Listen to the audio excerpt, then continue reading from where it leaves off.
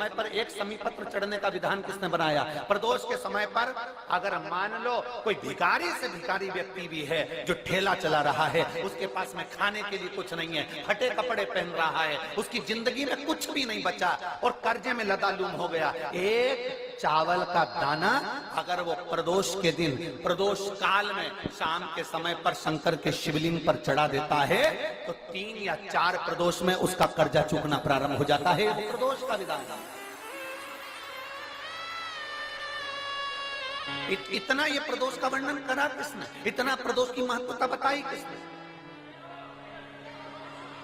कौन करे इतना वर्णन?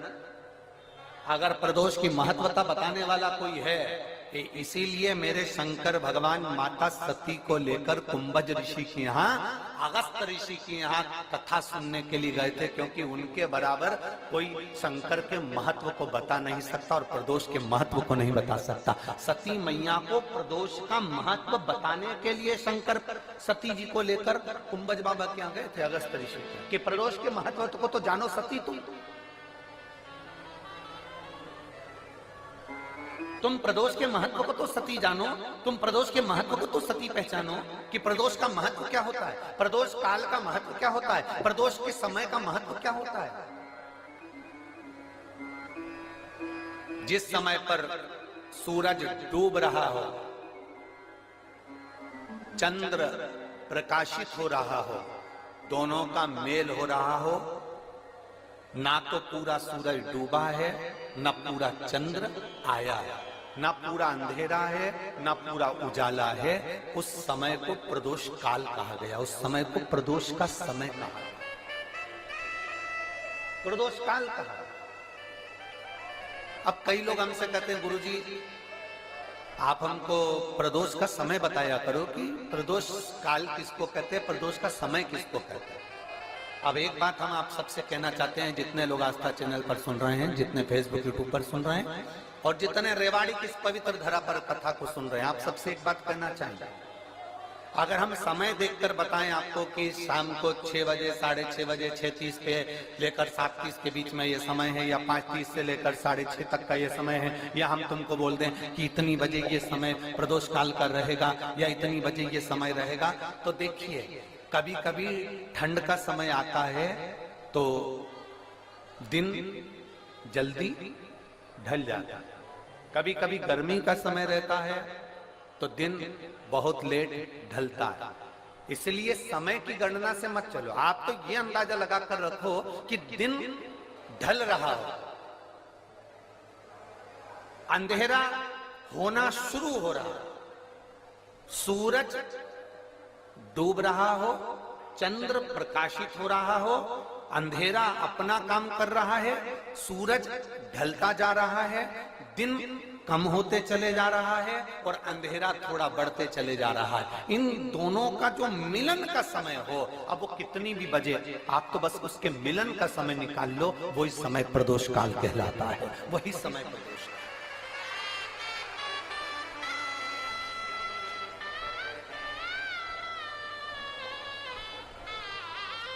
अब प्रदोष काल की पूजन का विधान किसने बनाया? कोई आपसे पूछे तो क्या बताओगे? जम के बोलो जल्दी से, कौन ने बताया था? अगस्त ऋषि। सबसे पहले प्रदोष की पूजन कौन ने करी थी? अब कोई आपसे पूछे तो आपको उत्तर देना है। 12 ज्योतिर्लिंग में से एक ज्योतिर्लिंग है ओमकारेश्वर। कौन सा ज्योतिर्लिंग है? सब बोलो। ओमकारेश्वर। विंध्य नामक पर्वत पर वो ज्योतिर्लिंग विराजमान। एक बार देवऋषि नारद भ्रमण करते करते विंध्य पर्वत पर आ गए। अब नारद जी का तो काम तुमको सबको मालूम ही है ना। नारद जी का काम तो मालूम है ना सबको। क्या काम है उनका? दुनिया के लोग कहते हैं नारद जी का काम है चुगली करने का, पर शिव महापुराण की कथा कहती है नारद जी का काम चुगली करने का नहीं है। नारद जी का काम किसी व्यक्ति को अग्नि प्रज्वलित कर कर, किसी व्यक्ति में आग प्रज्वलित कर कर, किसी व्यक्ति के हृदय को जलाकर भगवान की भक्ति को प्रकट करने की सामर्थ्यता देवर्षि नारद। लोग कहते हैं नारद जी का काम चुगली करने का है, लोग कहते हैं नारद जी का काम निंदा करने का है। निंदा करने का नहीं, निंदा के माध्यम से भगवान की भक्ति प्रकट करना। किसी के अंदर इतनी जलन उत्पन्न कर देना कि वो तप करने बैठ जाए, किसी की इतनी बड़ाई कर देना कि वो भगवान की भक्ति से जुड़ जाए। ये देवर्षि नारद का काम। दुनिया के लोग, दुनिया के कथाकार कहते हैं कि देवर्षि नारद निंदक है, देवर्षि नारद चुगलखोर है, देवर्षि नारद निंदा करते हैं। ये दुनिया के लोगों ने एक पक्ष देखा। अगर दूसरा पक्ष देखते तो मालूम पड़ता कि देवर्षि नारद निंदक नहीं है। देवर्षि नारद जो देवर्षि नारद हैं वो चुगलखोर नहीं है। देवर्षि नारद अपनी वाणी से किसी के अंदर अग्नि उत्पन्न कर कर उसको इतना अंदर से जला देते हैं कि वो भगवान को प्राप्त करने के लिए फिर कुछ ना कुछ प्रयास कर ही लेता है।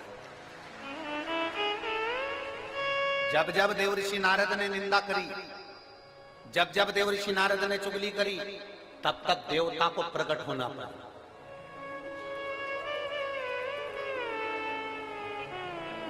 गए थे माता लक्ष्मी के पास में। देवर्षि नारद ने माता लक्ष्मी जी से कह दिया था, मैया बहुत भूख लग रही है, कुछ खाने का है क्या?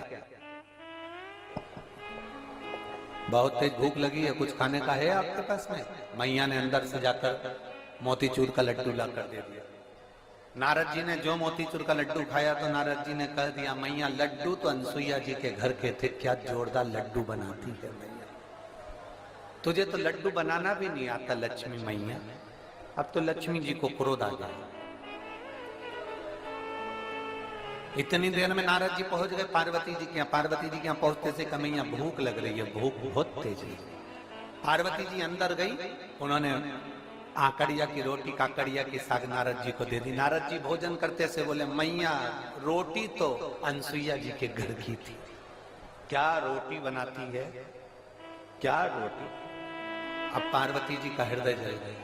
थोड़ी देर बाद नारद जी ब्रह्मा जी के यहाँ पहुंच गए। ब्रह्माणी बैठी थी, ब्रह्माणी से कहा, मैया बहुत तेज भूख लग रही है। ब्रह्माणी अंदर गई, खीर बनाकर लाकर दे दी। नारद जी बोले, मैया खीर तो अनसुईया जी के घर की थी, क्या जोरदार खीर थी। अब तो तीनों देवियां इकट्ठी हो गई।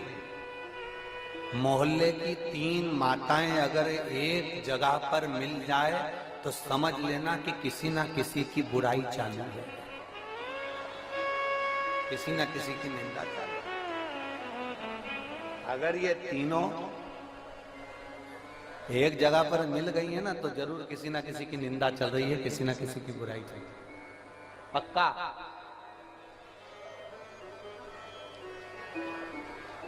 इकट्ठी हो गई।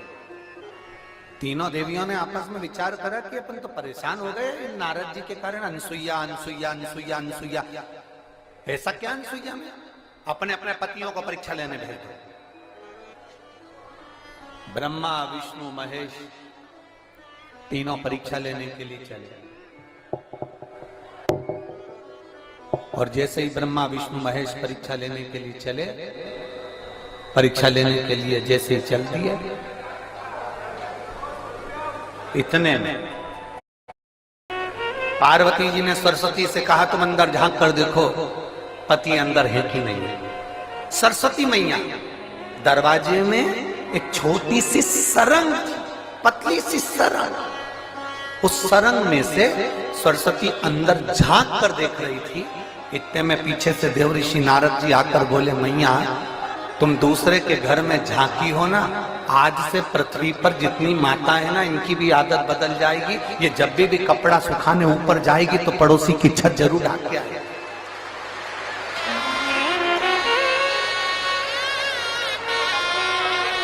ए मैया होली पे दिवाली पे अपने यहाँ पर पपड़िया बनी कि नहीं बनी, गुजिया बना कि नहीं बना, मठरी बनी कि नहीं बनी, चकली बनी कि नहीं बनी, अपने घर पर अचार डला कि नहीं डला, अपने घर पर कुछ काम हुआ कि नहीं हुआ, इनको कोई मतलब नहीं रहेगा। पड़ोसी क्या जरूर देखेगी तूने क्या बनाया, उससे जरूर। दिवाली पर अपने यहाँ रंगोली डली की नहीं डली से मतलब नहीं है, पर पड़ोसी की यहाँ रंगोली जरूर देखेगी उसने कौन सी बनी। क्योंकि माँ आप झांकी हो, आप झांकी हो, इसलिए ये गुण आ जाएगा। लोग जब सुना,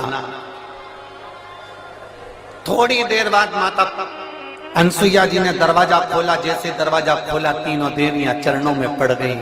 तीनों देवियां। आंत ऋषि ने अनसुईया जी से पूछा, ये